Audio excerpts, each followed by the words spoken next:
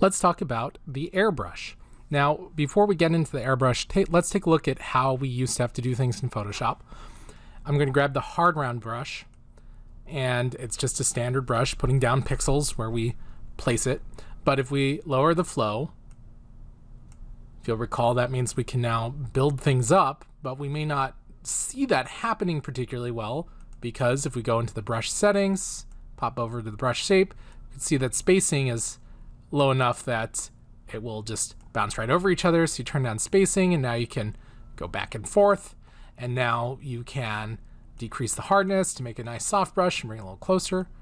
And now you've got this little spray, but you still have to move it back and forth. And then you'd think, well, wait, wasn't there a tool for that? It's called build up. If we check it, it turns on this little checkbox. But if we mouse over the checkbox, we'll notice that it actually has, or this button, it says enable airbrush style buildup effects. Now, why does it say that?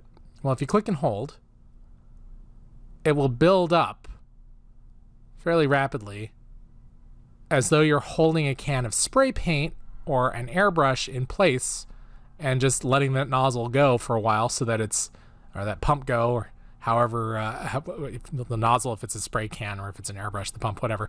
If you just hold that trigger down, there we go, it will build up more and more.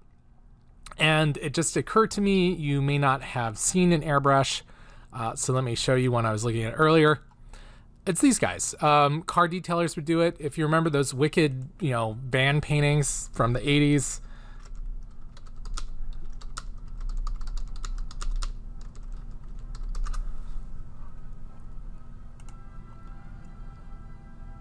You can see that kind of stuff. Oh, it looks like they don't have the same kind of, here we go. This kind of nonsense that used to go on all the time. These were great. Airbrushing would let you do that. Now, the ones I remember from my youth were things like dragons and wizards spray painted on the sides of vans, but they weren't actually spray painted, they were airbrushed on. It gives you a lot of control, especially in conjunction with using things like tape and newspaper and cardboard and all that good stuff to mask things around. So let's go ahead and add that on there for this. So grab a lasso tool, and we'll just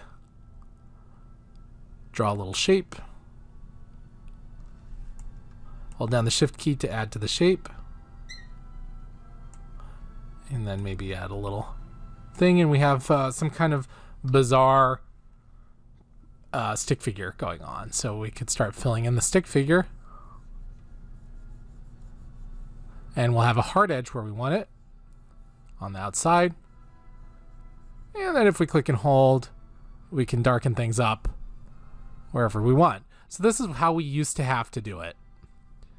And it's not very airbrushy. You could go back in and go through it. It has some of the same feel, but it's missing things like the granularity that you can produce, and it looks pretty fake. So what you probably want to do is add maybe some noise to it, and we've got those options like round and about, that kind of thing, in an attempt to build it. I've deleted my layer accent, so I'll make a new one to try to build it up. And it's not very passable, but it starts to get the job done.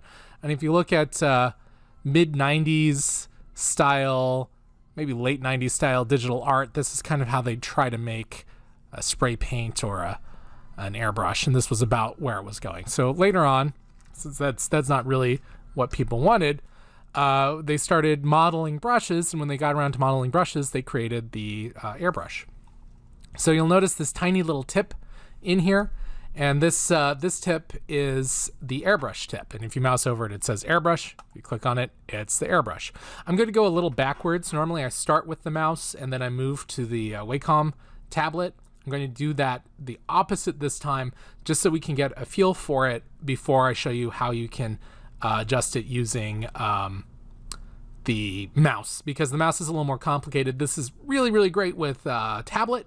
It's a lot trickier with a mouse. Once you set it up, though, it's great for building up textures. It's really quite wonderful for a lot of different things. But let's start with the pen, the tablet stylus, and then move on to the mouse so that we can see how it works, and then actually, use it with a more common tool. So here we go with the pen. As I click, See how smooth it is? Watch what happens as I increase the pressure. Look at that top left corner. As I increase the pressure, the little stylus, little airbrush is getting closer to the surface, so the nozzle is becoming smaller, or the stream is becoming smaller, I should say. As I remove pressure, it goes further away from the surface and it produces a wider stream. And if you've ever had to spray paint a lawn chair, this is the exact kind of process.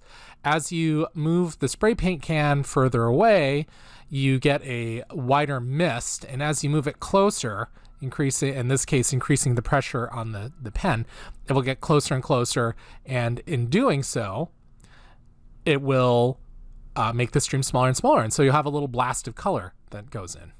So we'll have to go in on that. Now we'll notice a couple of things. I've left flow on. What happens if I turn that up? Well, it seems as though nothing much has changed, and the reason for that has to do with the spacing. Let me clear this out. The airbrush has a spacing just like a capture brush. So we get like this weird little dribble. I generally have the spacing pretty low when I'm using an airbrush with a stylus, and I have it pretty high if I'm using a mouse. Because if I'm using a mouse, I'm usually using it to produce an effect, and so I'll want more spatters and stuff. So let's talk about that. So we have the size, we have hardness, and we know what those do. I'll cover them again in just a moment. But we also have distortion, granularity, splatter size, and splatter amount. So first off, hardness is just what you'd expect, making a softer edge to the brush. But it also has an effect of moving the brush further away in the spatial positioning. So let me show you what I mean. As I make the hardness higher, pressing lightly, just as lightly as I was earlier, means that the stroke is just a little bit smaller. And that makes sense. Hardness causes that fuzziness. It causes the appearance of a larger stroke. So it causes the appearance of, in this case, the brush to be further away than perhaps it really is. You can still get that big brush just by clicking, but it won't look as big. But that's kind of an illusion that's going on there, a kind of illusion that's going on there. Go ahead and delete that. So hardness is exactly what you expect.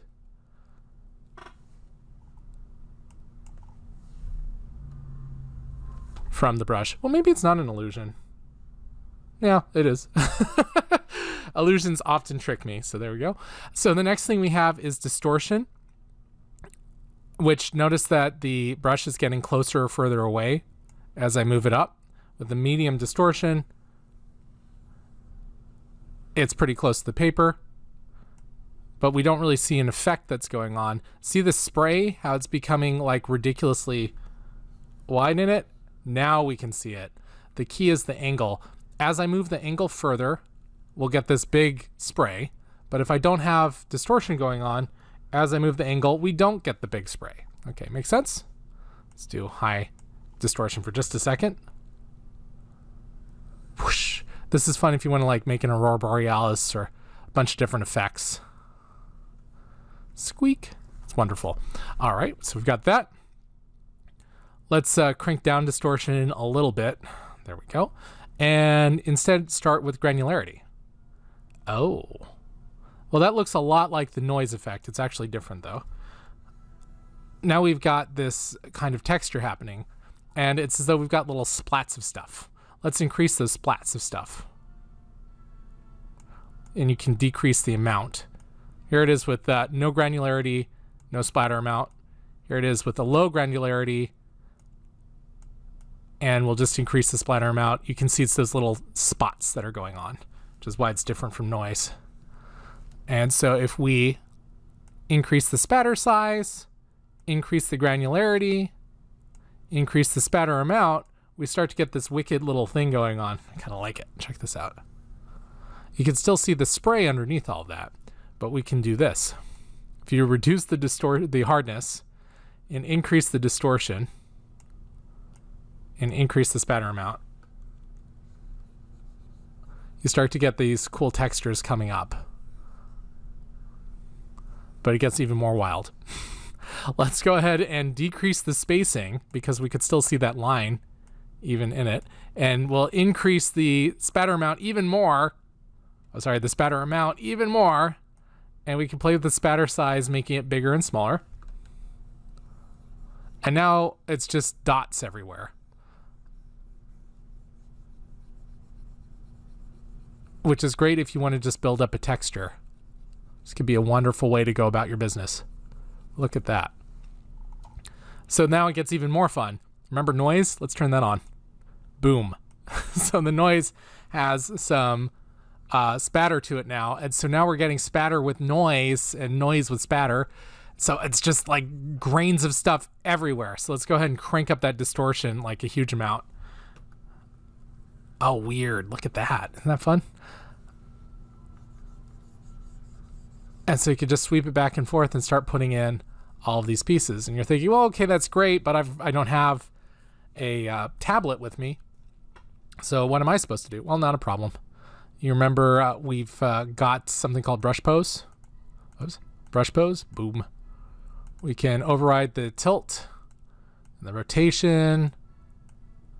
And now we can use the mouse and produce all kinds of crazy effects, which are really interesting.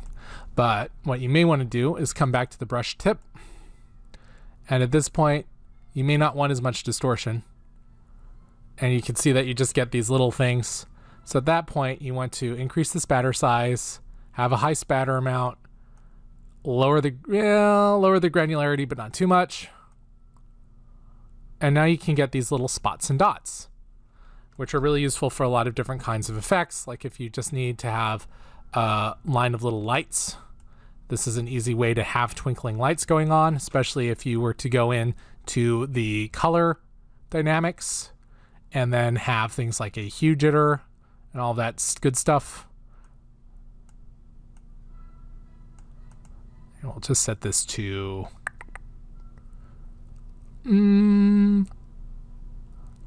fade. Oh, sorry, rotation. I thought I put it on fade. Fade. And we could get a little string of flashing lights, like really easily. Isn't that fun? And remember, we could do other crazy stuff. We can have wet edges. We can have a build-up on top of that, so it will change as you're holding it, so you can toggle through the different lights. Just like crazy. You could do some smoothing, which is even weirder on this. I'm not going to do the smoothing.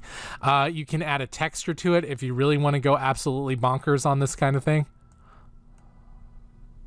And now you're starting to see these kind of paint blobs that occasionally are placed in on corners of things when someone's trying to give it an effect, and a somewhat semi-random effect going on. And with color on, though, it's especially strange and interesting. Oh, because of fade, it's brightening down. Let me go ahead and turn that off. Color dynamics. Let's turn that off and increase background, foreground, and maybe use like a pink. All right. And that's the kind of thing you can do with just a simple airbrush effect. I think it's really great. I think it's a great way to build randomization. I think it's a great way to build different types of textures. It's very useful if you want to emulate certain types of effects that are going on, and it plays well with the other settings. Let's increase the distortion. Play with that a little bit. Spatter size. Look at that, you get little paint blobs. And that's with the mouse. Check out what happens with the stylus. So it's useful with both.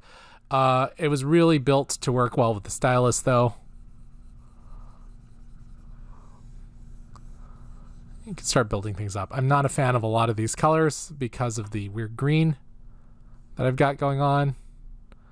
Probably want, there we go, so they're a little more interesting. Here we go. Just kind of paint over everything. So it's a great way to build randomization, essentially.